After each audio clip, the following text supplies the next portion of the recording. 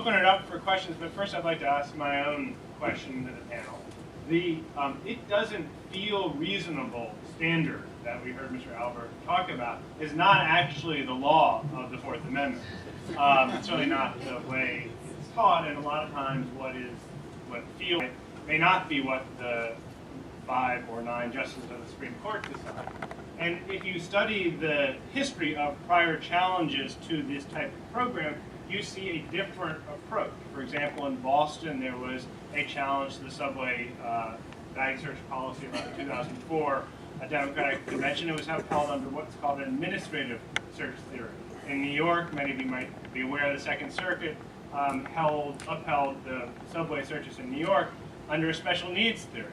And there's also the parallel that the dean just brought up about whether or not these searches are more like checkpoints, as if you're driving through the Trinidad area.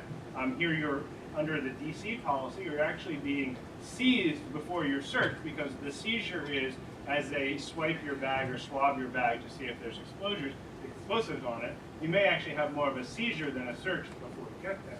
And so my question is, it is wonderful, well and good to say that this does not feel or comport with our sense of reasonableness, this affects the civil liberties. But if you've been in the metro recently, you've heard the announcements, and you maybe even gone through one of these checkpoints. It's happening. It's law. There may be a lawsuit, and we'll see if the ACLU moves forward on that, to challenge it. And the question is, what will happen? What should happen? What do you tell the members of the audience that are lawyers, law students, journalists, and the rest about what should happen and what the courts and or the citizenry should do to address this very real constitutional hypothetical that'd be wonderful for a constitutional criminal procedure exam? I leave it open to whomever. I guess I'm going to start by slightly disagreeing with the premise, only slightly. So in Terry versus Ohio, which is the first case where the U.S. Supreme Court says it's okay to stop and frisk someone based on reasonable suspicion, not probable cause. In a footnote, the court says, and I'm using 1968 language, so please forgive me, but the court says, resentment in the Negro community to stop and frisks is clear and is relevant to Fourth Amendment analysis. It is relevant to whether or not stop and frisks are reasonable. But unfortunately, there's nothing we can do about it, so we're going to. So there is an important precedent where the court says community reactions, community thoughts, community resentment of practice matters, but then they sort of ignore it. Now, I don't think, on the one hand, this court would actually overrule that. On the other hand, I don't really think they care at all. But there is at least a precedent that does say that, and I think there's a certainly good argument that it matters in deciding whether or not the Fourth Amendment applies in the first place, as opposed to whether it's reasonable. The court says reasonable expectations of privacy, and they never define that, but they often seem to be claiming it's what most people would think is reasonable. So the social scientists go out and test what most people think, and most people don't think anything like what the United States Supreme Court thinks. But that's another reason why the views of the community, I think, should matter. There's actually dicta in some of the cases by mostly concurring opinions, but where some justices, including particularly Justice Kennedy, says reasonableness might turn on giving the affected community a voice in what's happening. They need to be heard what's happening. Dicta, concurring opinions, but there's this theme that recurs, and I think there's a lot of argument to be made that what happens in the community is relevant. Now, the actual doctrine. So the doctrine on the special needs exception would say, first is the primary objective programmatic purpose, whatever that means, of the search or seizure, other than crime control, not to control crime. And if it is not to control crime, then you don't need a warrant, probably, and you don't need suspicion, probably, if there's a strong enough state justification for it and there are adequate limits on the discretion of the officers. The argument that's been made here today is there is not a strong enough justification for it. And the argument that's been made here today is that there aren't adequate limits on police discretion. And the mere fact in the process by which they went through it, where they would not meet with the ACLU, they would not meet with various groups, they wouldn't meet with CATO to say, let's work out something that could protect civil liberties and better promote safety and help combat terrorism without compromising civil liberties, suggests to me there wasn't any attention given to less restrictive, not least restrictive alternatives. The court in some cases has said less restrictive alternatives matter. So I think even in the doctrine there is an argument that these searches and seizures are not reasonable. That being said, there are two more points, and then I'll shut up. There's usually where there are these situations where are they searching for criminals or are they doing something else? Well, so when they do roadblocks for drunk driving, to me it sounds like they're investigating criminals, because if you're driving drunk, you're going to be arrested.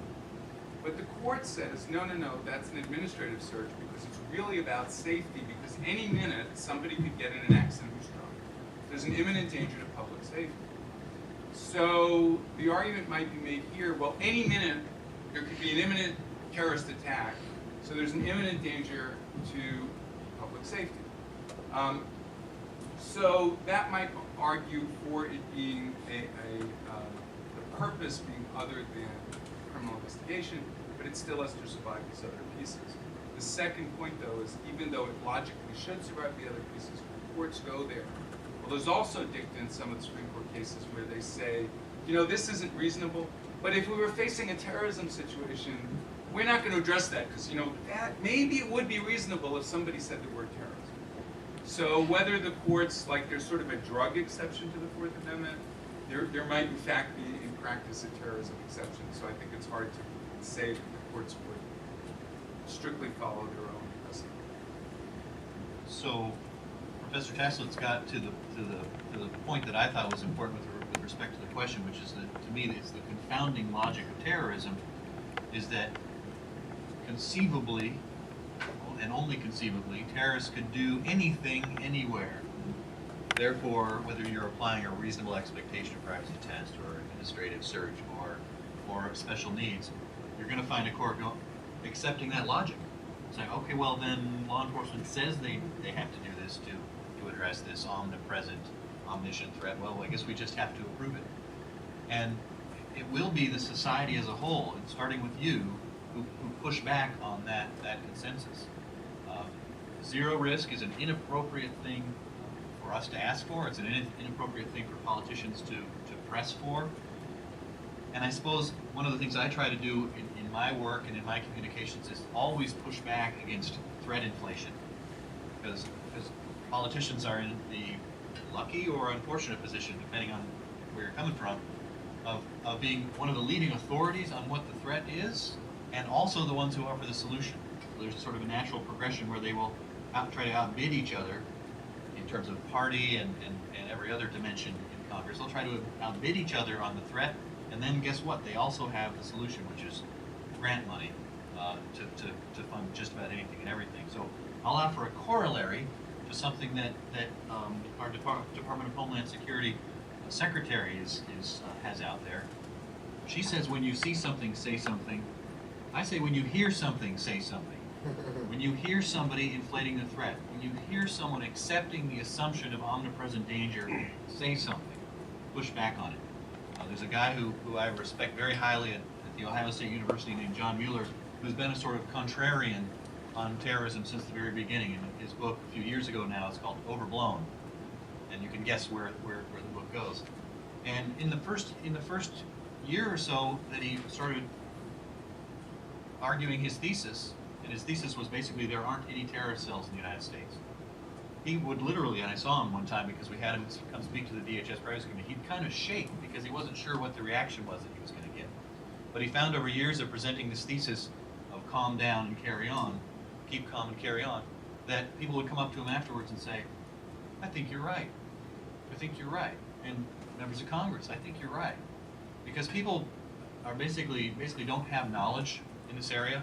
We're all unaware of what might happen. And so we accept the last authority we heard. And when the last authority we heard was someone from the Department of Homeland Security or someone in Congress saying the threat is high, we'll just assume the threat is high. But if you take it upon yourselves to make yourself aware of threat, make yourself aware of the strategic logic of this problem, you can be the authority that communicates with your community, and they will, in turn with others, that the threat is not that high. And accordingly, society as a whole will come to the conclusion that it's not reasonable to have these kinds of things.